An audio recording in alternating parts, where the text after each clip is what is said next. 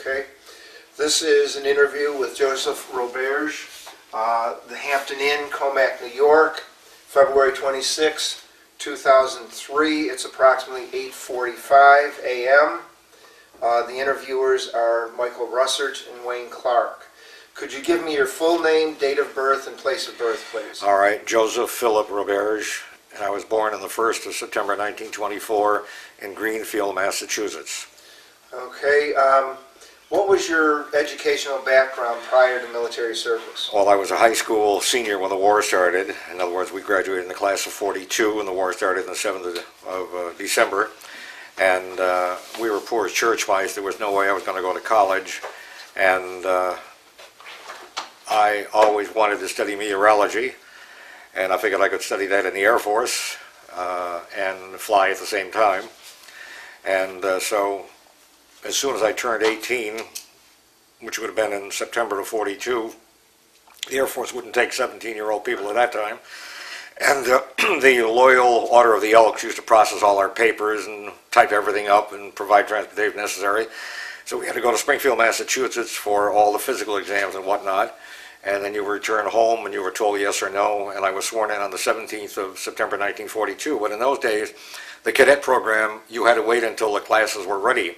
So you were, in a sense, in the Air Force. You couldn't be drafted.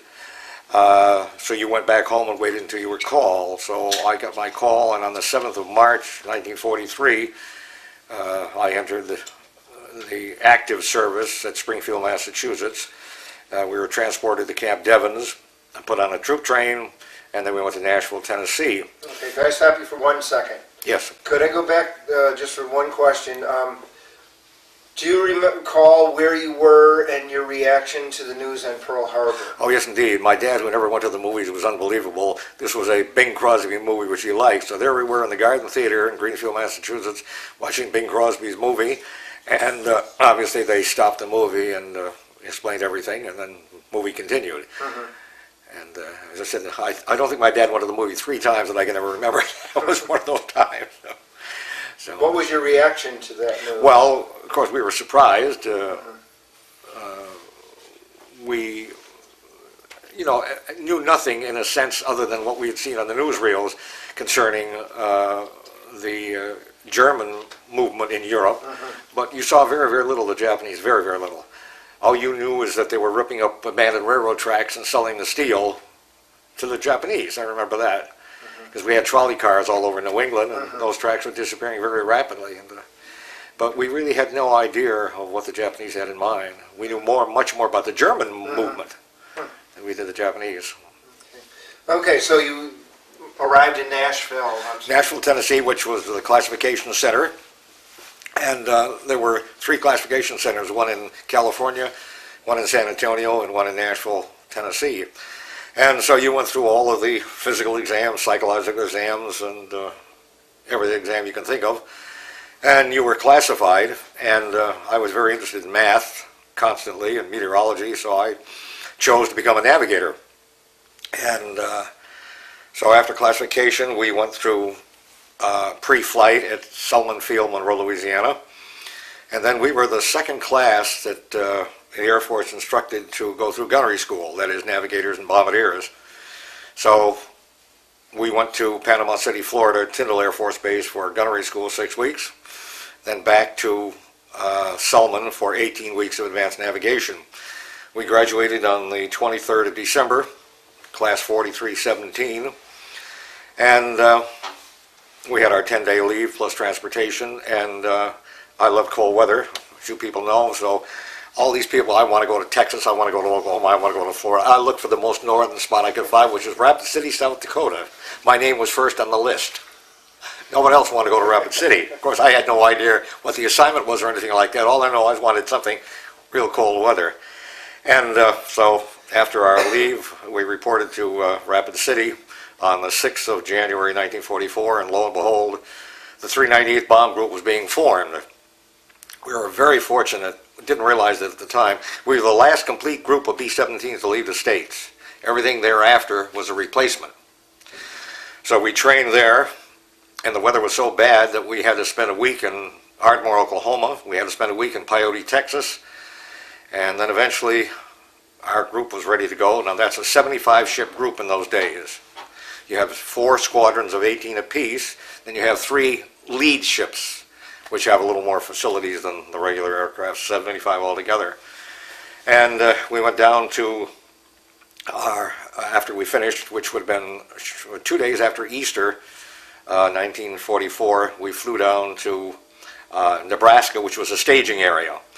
And even though we had brand new aircraft, the aircraft had to be examined from stem to stern, engines checked, so on and so forth. And then you had a week of physical exams, psychological exams, and briefings, and so on and so forth. And then we flew individually, and our flight went to Bangor, Maine, Dow Field. And I got to tell you a little something in humor. Dow Field was an air transport command, and I'm sure you people have heard something about the air transport command. They always had the best of everything. And there was a song that ended up, "Mother, take your star out of the window, but your son is in the ATC." Well, we're in the officers club that night, and obviously that song came out, and the next morning, heretofore, henceforth, as of now, there will be no more transient officers allowed in the officers club. There was almost a riot act that night. We knew we were going to combat, and obviously no one in the Air Transport Command ever went into combat. So we spent the night there, and then we went to Gander Lake, Newfoundland. And Gander Lake was amazing. This would be in April now, about the 22nd or 23rd. They had a runway. The snow was so deep they had to split it into 2 parts. And so we spent 2 nights there ready for the weather. Then we flew individually across. That was a wonderful experience for a 19-year-old navigator. And we flew to an air base in the Northern Ireland, Nuts Corner, which is southeast of Belfast. And something else you'll laugh at. We had general briefings in Gander Lake the night before we left. And they warned us repeatedly, do not land in the Irish Free State. I don't care if you've got 4 emergency appendectomies, you lose all 4 engines. Don't land there because you'll be interned for the rest of the war. According to the Geneva Conference, Sweden, Switzerland, Monaco, Portugal, Ireland, you're interned. Well, of course, our obvious question is, how are we going to tell the boundary between Northern Ireland and the Irish Free State? None of us had been there before. And the briefing officer said, you'll tell when you get there. Well, we looked at one another. Did you hear what the man said? So 5 more questions, how do we tell? This time he cracks a little grin. You will tell when you get there. Well, the question was asked about 6 times, and by this time he was laughing up a storm. So we walk out of there figuring these guys are crazy. Then we go to individual navigation briefings, and the same routine again. How are we going to tell when we get there? Well, make a long story short, we're bringing over a new group. We had, I think, 12 people on board. We had the flight engineer, a captain. We had another administrative officer, and there were only 3 of us awake that night. The radio operator, Red Duran, who lives here on the island, was monitoring everything, and Roy Darner, the first pilot, kept looking, oil pressure, oil temperature, oil pressure, oil temperature all night long, and of course I was navigating. So after the stars faded out and cloud cover came in, I had to use my last wind. And we came in, I understand the Irish call it Donegal Bay. I called it Donegal, but I was told I was incorrect in the pronunciation. And we came in, and then I started to laugh. And Roy heard me laughing. He said, what are you laughing at? I said, Roy, do you remember 10 hours back? Look down. Now, believe this or not, I don't know if they were paper mache or plywood, but these arrows were painted bright white.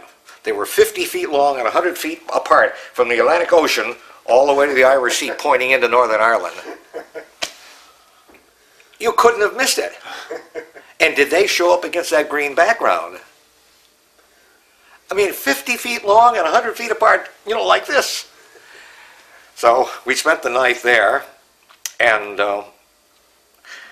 we hadn't eaten now in, about 14 hours, I guess, altogether, and they had taken this RAF officer out of World War I and put him in charge of this base, and so they took us to the officers' dining, and I don't know what the food was, but I couldn't touch it. So I had bread and water. And the next morning, whatever they had the night before, it was fried. I couldn't touch that again. I was ready to surrender to the Germans. All I wanted was some food.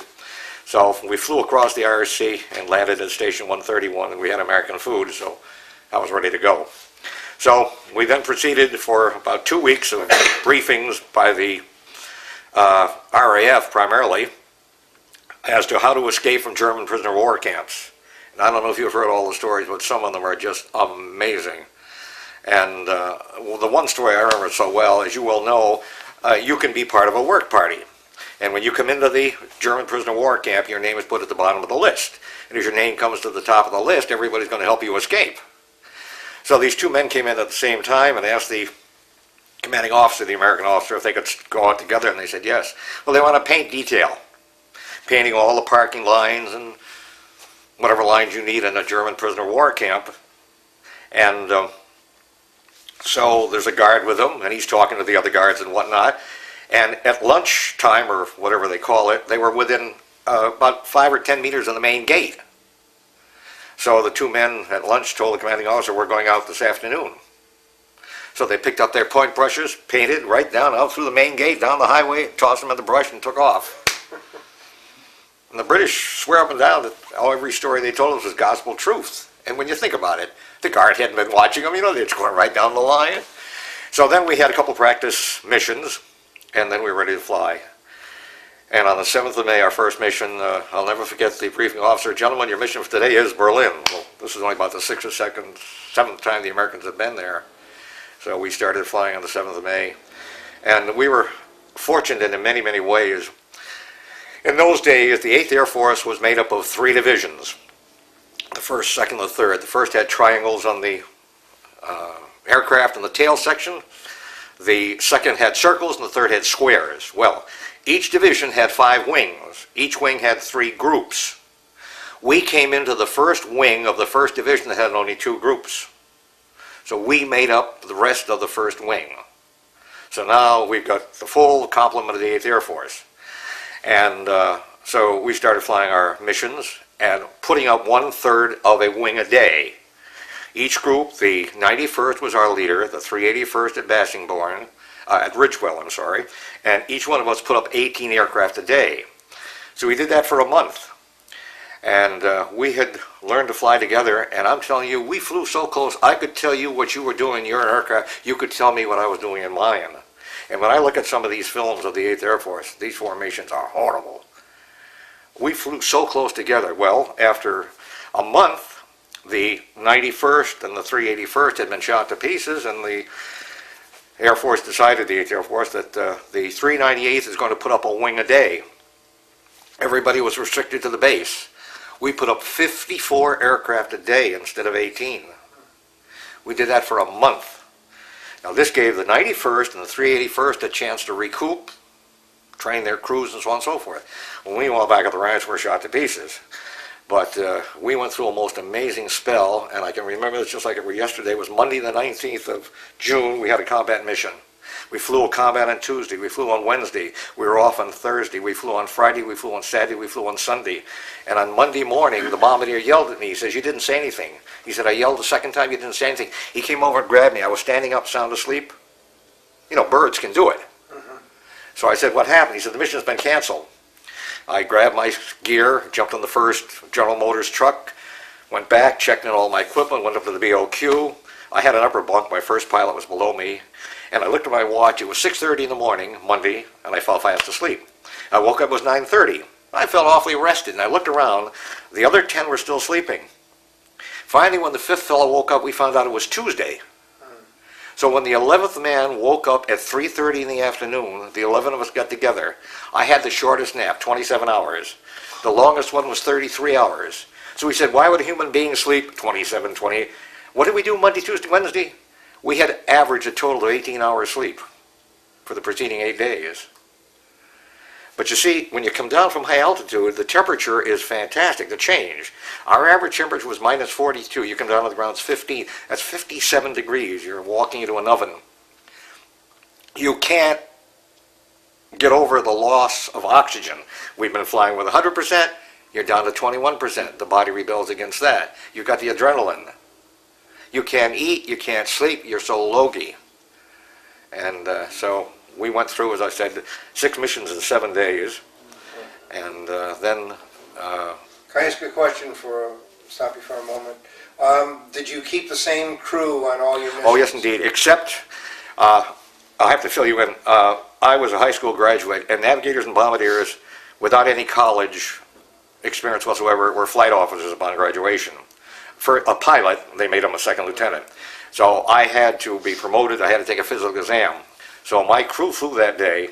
So when my crew, which was the first crew in our squadron to finish 32 missions, I was standing there with my head down, and I remember our commanding officer, squad, our second one, the first one was shot down right side of us, Captain Peterson came over and says, Joe, he says, why aren't you happy? I said, I got one more mission to fly. He said, you want to fly with me? I said, wonderful. So I flew with a lead crew just once. They had an average of 5 missions. I had 31. And it was a rather unique experience. We bombed a camouflage synthetic oil plant. And no anti-aircraft fire, you couldn't have it there. And it was funny, now these other people, now remember you have 2 navigators, 2 bombardiers, 2 radio operators, 3 pilots on a lead ship. And we were leading the 8th Air Force that day. And so we crossed the Dutch coast, and about, I don't know, 10 kilometers down, somebody's firing 88 millimeter, and a radio operator panicked. I said, listen, let him shoot all day. If he's going to shoot down there, that's his business. We went in, no anti-aircraft fire, no fighters, came out. So that was my 32nd. So I flew 31 with my original crew, and then 1 with a lead crew. No, did you keep the same plane most of the time? No, halfway through we had our flak leave. Have you heard the term flak leave before? Okay. The flight officer, the flight surgeon, who died just a couple of years ago, he wasn't a psychologist, he was an MD, but he had to act as a psychologist, and when he thought you were ready to go wild, you had your flak leave. So at the end of our flak leave, we had another aircraft. They gave the original aircraft that we flew over to another crew, and then we picked up another, then we flew that one. Did you name your plane at all? Well, it was chosen in Rapid City. No one named it, so I wasn't even engaged at the time. Her name was Dottie Darling, so I put Dottie D on the side of the aircraft, all right? Nothing else was done. When we came with the second aircraft, nothing, so I put the Dottie D on one side, and her mother had given her name Teddy on the other side, so my son, who was killed in the active duty in the Air Force, will always say, said, Mom had 2 aircraft named after her, not just 1, so we had the Dottie D on one side and the Teddy on the other. But I got to tell you something funny. In Rapid City, South Dakota, it was decreed that everyone should be familiar with every gun position. Oh, wonderful. So we're flying, I don't know, a couple hundred meters above the ground. They had targets set up. So I went from one to the next, and I'm back in the waist. I didn't connect my intercom. So I'm sighting up on the target just as the pilot is going to dip the aircraft to the top turret of fire, and old Daniel Boone, 4 slugs went through the wingtip. All right? Just enough that the aircraft, brand new, had to go back to Wichita Falls, Kansas, or Wichita, Kansas, Wichita, to have a wingtip put on. So when I was at the physical exam, they painted a wingtip on the side of the aircraft. No other aircraft in the 8th Air Force had a wingtip. No swastikas or anything like that. Had a wingtip painted. They never told me who did it. I got a pretty good idea. But other than the 1 aircraft. Now, the flight that I missed, unbelievable, they lost 2 engines at the target, an engine across the channel, and landed almost dead stick. The aircraft was so badly scrapped, they gave us another aircraft. Of course, I didn't know that at the time, so we had 2 aircraft, you might say. The first one, which we brought over, and that was badly damaged, and then the second one. Did you ever decorate your jacket? Well, no. When I got back to the States, my flight jacket, I had them put an 8th, the 8th figure on the back. Do you still have your flight jacket? Oh, no. I had to turn that in. You did? Oh, yeah. Okay. Now, you were telling us on the way up about your D-Day experience? Yeah, we flew that morning. Now, see, we were if you can visualize East Anglia, which is a very small part of a very small island, okay? The 8th Air Force was scattered, and we were the 398th Round Station 131. We were in the far southwest corner. There was no 4-engine aircraft, you follow me, south or west of us. Everything was north and east. So we were the last aircraft to fly because we were the closest to D-Day, or to the beachhead. And we dropped our bombs at 6:56 and a half, I remember that, over Courcelles, where the Canadians landed. No aircraft behind us. Now the troops at the beach at 7, and we dropped at 6:56 and a half. And there was no anti-aircraft fire that day or anything like that. There were no German fighters. And I'll never forget this as long as I live. You could have walked from England to France if X marks the spot was a ship. I've never seen so many boats in my life. Never in my life. It was just solid mass of boats going across, you know. And I've often wondered whatever the naval title is, the man who arranged, or people, the staff that arranged where the aircraft, or the boats are going to be at a particular time. And then a kid friend of mine, a year behind me in high school, was in the Navy, and he was on an LST, and they had the second wave went up to the Pas-de-Calais to fool the Germans again. And the water was so rough. We were so glad we were flying because of the rough water. And those guys came in and became the second wave and were sicker than dogs. I mean, because of the action of the water. But see, we had watched the fortifications being built. And I'm telling you, we were so glad we were flying that day rather than down there in those boats landing. Because we could see the concrete, and you could see everything being built. Of course, Rommel, who I think was brilliant, he didn't have the concrete that he needed. If he'd had the concrete, and had he been there, you know, that was his wife's birthday. That's amazing. The good Lord was looking after us that day. There was no one in charge at the beach. And then you remember Hitler would not allow the Panzer divisions to move, and every bridge had been cut from the mouth of the Seine down to Paris. They would have had a hard time bringing the Panzers across, first of all. But there was the one Panzer division on maneuvers south of the beachhead, but no one could give them permission to move. We were very, very fortunate. Now, you mentioned in a mission you lost your electrical system. Yeah, well, that was the 6th mission in the 7th day. We went over the D-Day beachhead at about 7,000 feet. Now, you could hit a B-17 with a rock. And we joked about if the Canadians and Americans and British had realized that every German gun was pointed upward, they could have ended the war right then and there. The anti-aircraft fire was terrific. So we knew we'd been hit. Now, take a piece of galvanized metal hit with a 2x4. That's the shrapnel going through the aluminum. The aluminum stops nothing. And we knew we'd been hit, but I didn't pay any attention. There was only one thermometer in the aircraft, was up in the nose, so the bombardier could decide on setting his bomb sight. So the temperature got down to minus 48. Now that day we had electric flying suits. This was the 2nd generation suit, the Eisenhower jacket and the pair of pants. The jacket plugged into the pants, and you had about 2 meters of cord, and then you could roast, toast, parboil, whatever you wanted. So I had the thing on full blast and it was nothing, so I called the rest of the ship. I said, anybody got any heat? Nothing. And the anti-aircraft fire had shut out the circuits in the electric flying suits. Did anyone get any frostbite at all? Well, no. We had 2 pairs of gloves, but I like cold weather, you may not believe this, but I couldn't wear gloves. So I used to go on bare hands because I had to write constantly and you can't write with gloves on. But nobody that I knew of on our aircraft got frostbite. You could take the big heavy gloves off and then you had a nice silk pair underneath, see, or whatever it was in those days. It looked like silk. And that could protect you to some extent. But I couldn't write with those on, so I used to go barehanded. But nobody in the aircraft that day, no. Did you wear your flak jacket? Over the target area, yeah. We didn't always have it. It was amazing. Now, not all of our aircraft flying by this time. That is, we weren't putting up 54 a day. So people would go through and raid the ships and take the flak suits out, bring them into their ship. They had them piled all over the floor, newspapers, magazines, anything, you know what I mean? And but that day we did have flak suits, for some time, And the only thing is, you see, we had a chest pack. Now, there are seat packs, backpacks, and chest packs. And the bombardier had a seat pack. I had a chest pack. See, the radio operator had a chest pack. Waist gunners had chest packs. And so you couldn't wear the chest pack with the flak suit. But of course you had a red ribbon over here, which if you pulled, the flak suit fell off. And I wasn't going to play flying leaf, though. I didn't want to bail out. I swear, that aircraft had been on fire before I'd have gone out. But I had that parachute right there. I knew where it was. I could put it on. And this is long before IBM. I think if I had said open, it would have opened. You know what I mean? I wouldn't have had to pull it. I had the handle so well oiled and greased ready to go.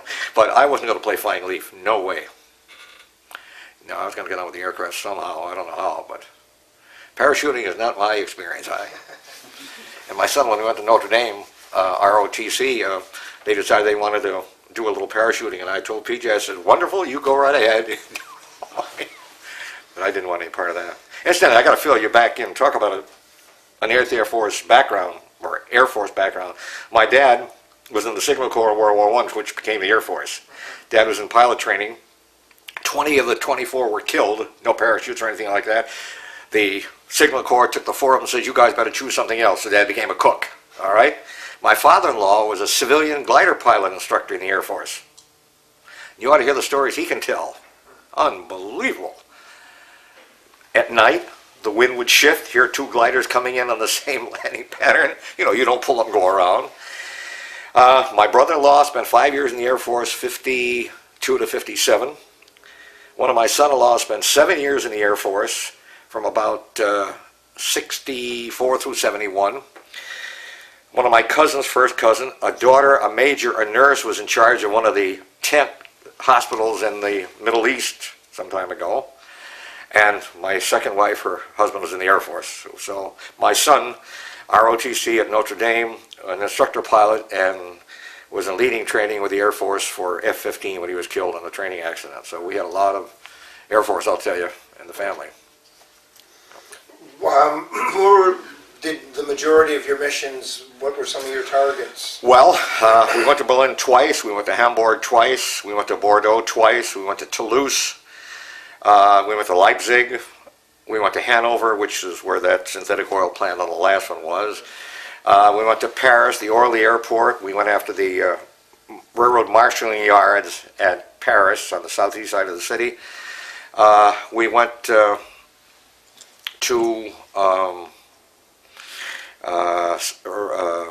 the two cities on the Rhine River, Mannheim, Ludwigshafen and Mannheim, going after the railroad marshalling yards. We went to go after a bridge in the middle of France. We went twice for the buzz bomb targets due to Winston Churchill. And what a waste that was. Waste, complete waste. The D-Day mission. The longest mission at the time in the history of the Air Force, we went to Poznan, Poland. And our crew chief was a southerner from either Kentucky or Tennessee with a drawl. Oh, I wished I could imitate it.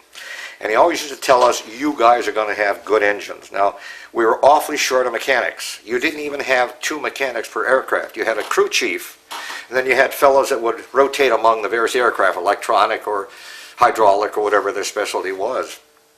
And we were warned repeatedly in the briefing, don't waste any fuel. Now, my first pilot was Tail End Charlie many times, and I didn't realize until after a period of time, Tail End Charlie is a damn good pilot because he's got to gauge his fuel.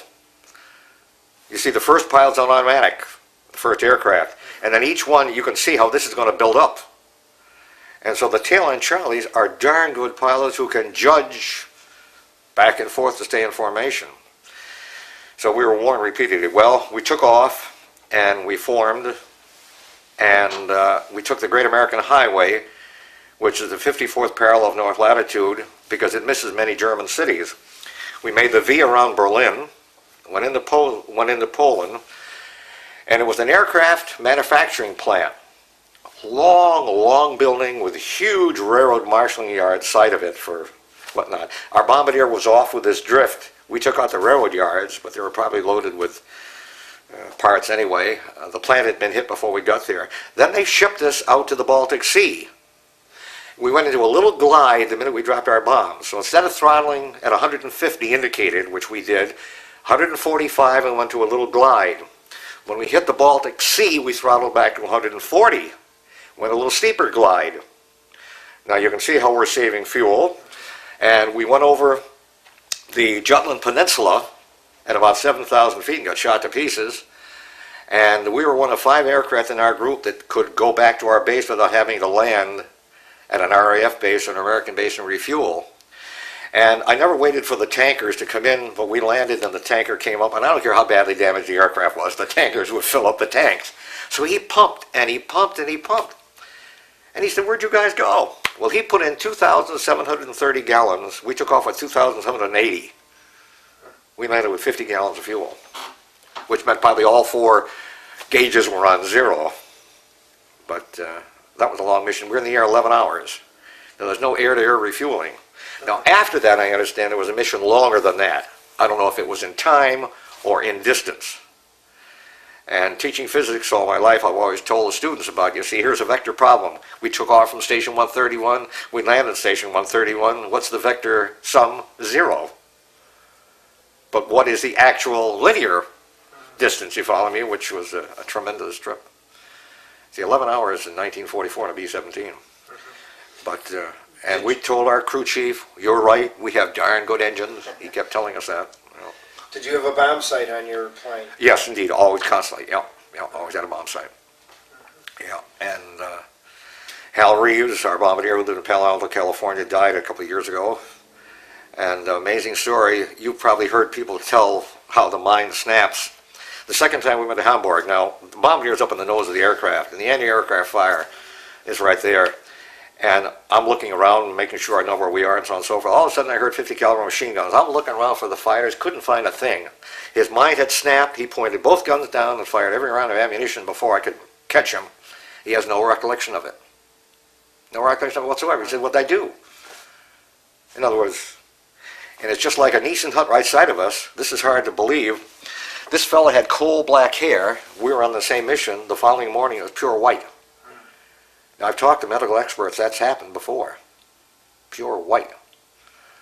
And sometimes things like that, I'll never forget how I'm looking all over German fighters. I didn't see a fighter in sight. I wonder where the machine gun. What's the firing all about? And now, for example, in that Nissan hut where the fellow with the coal black hair, it was a Sunday afternoon. We weren't flying. All of a sudden, we heard shots. We didn't know what it was. The fellow had taken out his .45. His mind went on him. He wanted to see the sun, and he was shooting holes through the roof of the Nissan hut. They had to cart him away. You know, the mine, you know, when it goes like that, you just don't know. This is why the Air Force, after a series of missions, you were sent home or sent to some other assignment for a period of time. And I forgot to tell you this.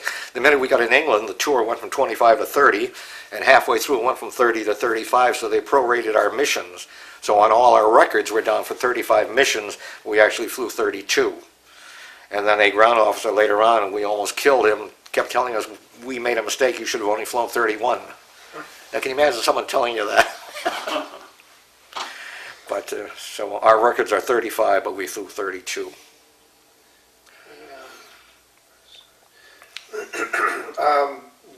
When you went back to the States, what did you do then? Well, before we left the States, you had to apply for some assignment. And so I decided I want to go through pilot training. I still have the letter at home from Colonel Hunter, who incidentally was killed in January of '45. I recommend this officer for pilot training. So you had your terminal, what was that leave called? Not terminal leave. When you came back from overseas, you were given 30 days, and it wasn't called terminal leave. What in the world was it called? There was a certain term for it, and then you went to an assignment. And I was assigned to Atlantic City, New Jersey, where you went through a whole series of exams. I mean, psychological, physical, mental, oh, what a series. And the Air Force used that as a rest station. The Ritz-Carlton for officers and the next door for enlisted men, and they had Convention Hall, which the Air Force had taken over. And you've never seen so many psychologists or MDs in your life in that building.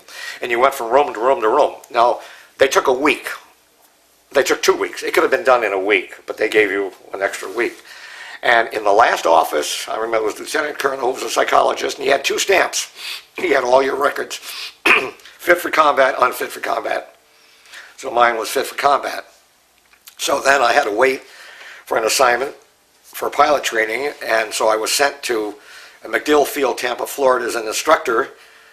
These were replacement crews going overseas. They had a couple of bombardiers, a couple of navigators, a couple of first pilots. And so we flew half of October, November, December, and 2 weeks in January. Then I got my assignment for pilot training. So, excuse me, I was sent to San Antonio, which was there were 3 classifications. Excuse me, 3 classification centers, California, San Antonio, and Nashville. And so it was called SAC in those days, San Antonio Aviation Cadet Center. And so we were there, we had to go through classification all over again, all the physical exams, psychological exams, whole thing.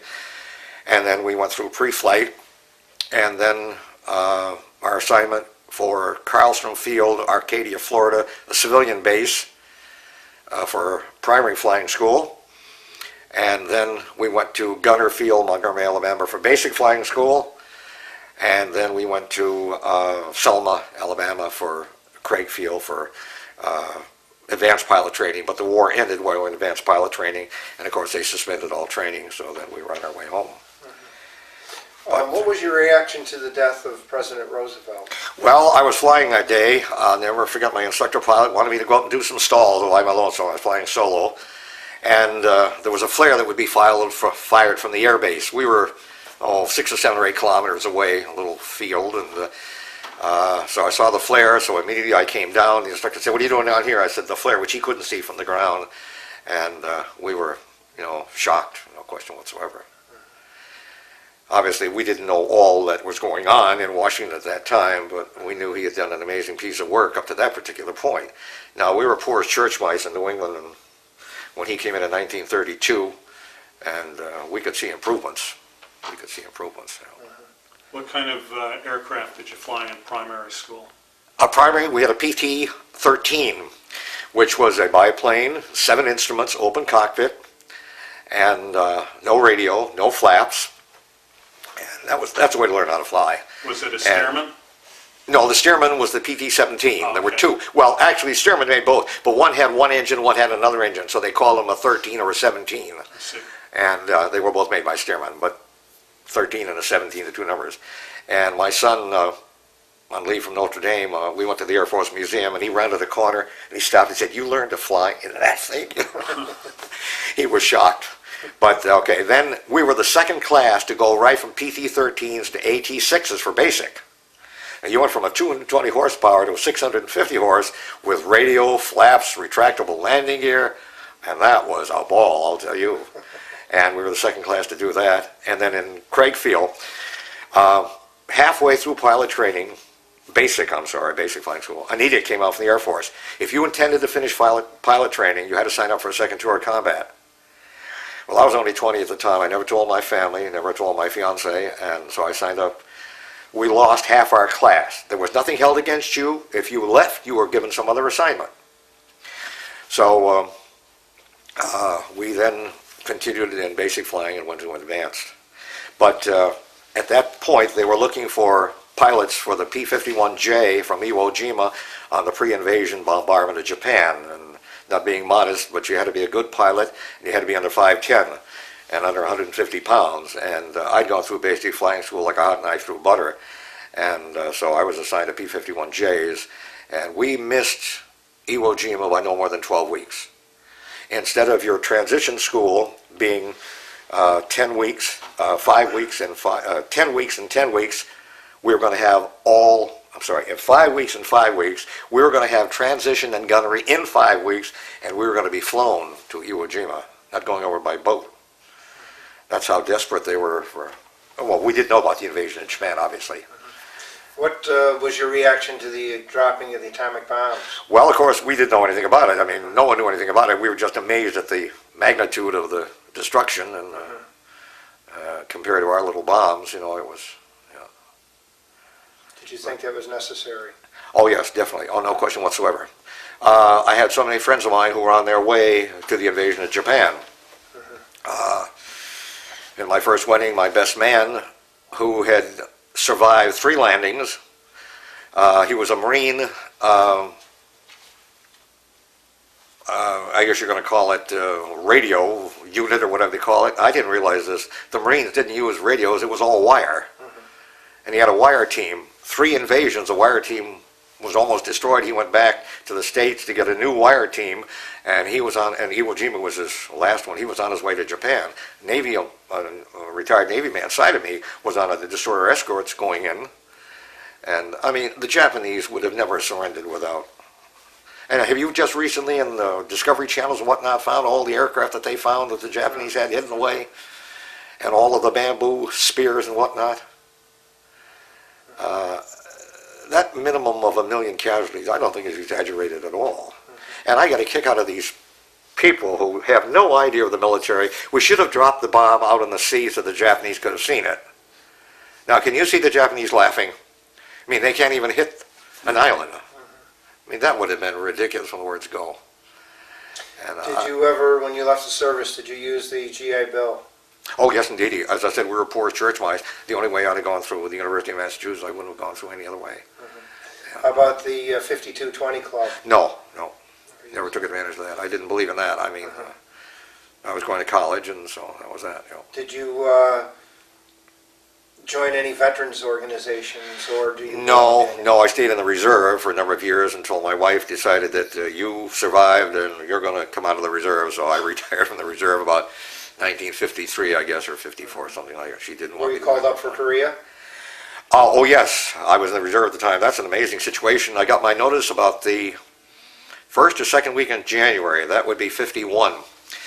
You are assigned to Mitchell Field. Wonderful. Be prepared, make family reservations, the whole thing. Well, we had 2 girls at the time, and my mother and father were going to take my wife and the 2 children.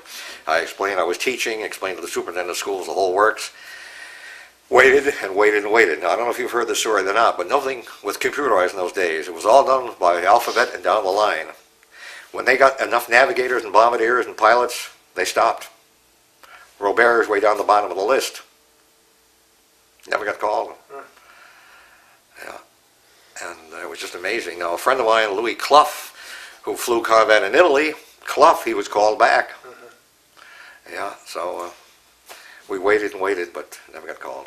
Did you join? Do you belong to the 8th Air Force Association? Oh, yes, indeed. As soon as the word came out, yeah. I wasn't a charter member because I wasn't aware of it until about the second year, I guess. And one of our local newspapers had a little clipping about 8th Air Force Historical Association. I joined our 398th Bomb Group Historical Association as soon as that was formed. I think I'm a charter member of that. And we get 4 bulletins a year from each organization, and it's fantastic. And I don't know if you've heard all these numbers. Bear with me on this. This came out about 4 years ago. The 8th Air Force went through all of the Department of Defense records. A fraction under 200,000 men flew at least one combat mission in the 8th Force. 199,000, something like that. 26,000 were killed. 28,000 were prisoners of war. 9,000 wounded. We lost more men than the Navy did in all of World War II. We lost more men than the Marines did. We put more prisoners of war in German prisoner of war camps than all the rest of the services put together. And people aren't aware of it. And we lost 6,600 4-engine aircraft. Not counting twins or singles, just 4-engine aircraft. Now the thing is, when you left Gander Lake or Goose Bay, Labrador until you got back, you were considered 8th Air Force, and a lot of them were lost going over. You've probably heard about the German radio station in Bergen, Norway? No. Okay, well, I'm going to use Americans, I don't know if it's British or whatnot, established a radio station in Reykjavik, Iceland. Very strong signal. So navigating, obviously you've just got a line bearing, that's all you've got. The Germans put a station in Bergen, Norway. Now Bergen is not at the highest point in Norway, but it's high enough. And the signal had exactly the same frequency, but about 3 times the power. And an awful lot of aircraft, you follow me, ran out of fuel going toward Norway. And Red Duran, our radio operator, when he picked up the first signal, I said, Red, wait a little while and watch the other. And sure enough, you could see the German signal. Here's Reykjavik, and all of a sudden, his radio compass needle was pointing toward Norway. Yeah. So altogether, 6,600 aircraft. Now, I don't know, has anyone ever told you about the experiences in forming in the morning? The weather in England is bad, as you know. And formation flying. You take off, now let me use this as the runway. The leader is always on the left. Number 2 is on the right, number 3, number 4, so on and so forth, all right? The leader goes down 30 seconds later, then 30 seconds, 30. Now, the first leader makes a left turn, the Naval makes a right turn. I went down the runway 32 times, and 21 times I couldn't see the end of the runway. So you climb through 5, 10, or 15,000 feet of clouds. Now, mind you, East Anglia is a very small part of a very small island. Now, there's 1,000 or 1,200 4-engine aircraft doing the same thing at the same time. The crashes in the morning were unbelievable. There's a war bride living in our community who was a member of the Junior Grey Ladies. The Red Cross in England was called the Grey Ladies, and these women were magnificent. They brought coffee and donuts to the air base before the missions and after. Where they got the food, I don't know. They would bring us a box of Hard Rock candy. They had a junior organization. The body parts were falling so often that they wouldn't let the junior grade ladies come to the air base. When we broke through in the morning, we were thrilled to pieces, you follow me? We broke through without hitting anybody. You went down to a radio buncher, made a turn, and then climbed back up. Now, mind you, all the other aircraft doing the same thing at the same time in the same weather. Now, just to show you how bad forming was, we had formed, and we were on our way to Munich. Oh, I forgot to tell you, we went there 4 times, that's it. And we'd been there 3 times, and we were shot to pieces every time. It was a Daimler-Benz engine factory that made engines for every German demand. And you have heard this before, we did not drop our bombs until we could see our target. You went to a secondary target or a tertiary target, or you dropped them in the channel. We went there 3 times and couldn't see the target. We formed, we're over the North Sea, we smelled gasoline. So Roy said, see if we can find it. I took a little walk-around bottle, which is 15 minutes worth of oxygen, and I hadn't gone as far as you are, and I saw the gasoline coming down the side of the aircraft from the co-pilot's primer pump. And here's the junction box with all the electrical circuits. So I went back and called Roy. I said, Roy, I found it. He said, do you think you can stop it? How much are we losing? So I made an estimate, and I said, if we had first aid kits, I can soak up the gasoline, open up the hatch, and drop them out. Now, we voted to go on to Munich. Now, we had all the right in the world to go back, but we had formed, you follow me? We had already broken through. So I soaked up all of the gasoline, opened up the hatch, and dropped it out. I don't know, the Germans thought about some fantastic weapon in 1944, but, and the gasoline wasn't pouring out at a tremendous rate, but it was leaking. And so we soaked up all the gasoline, and I'd look out occasionally and make sure I knew where we were, and then back to the gasoline. But that shows you how forming in the morning is a unique experience. And that's where so many aircraft are lost in the morning, just forming. Or aircraft are lost on takeoff. We dedicated our 398th Bomb Group this beautiful church window in a little church on the south side of our air base. A B-17 took off. We don't ever know, no one will ever know what happened. And the pilot realized he was going to hit the church, made a sharp left turn, went in, everyone was killed, tremendous crater, bombs and whatnot. And the original rector was alive when we had the dedication. I wasn't there, but to dedicate this window. And he went right to the scene of the accident at that particular time. And many aircraft on takeoff, you see something would happen. But 6,600 foreign aircraft altogether.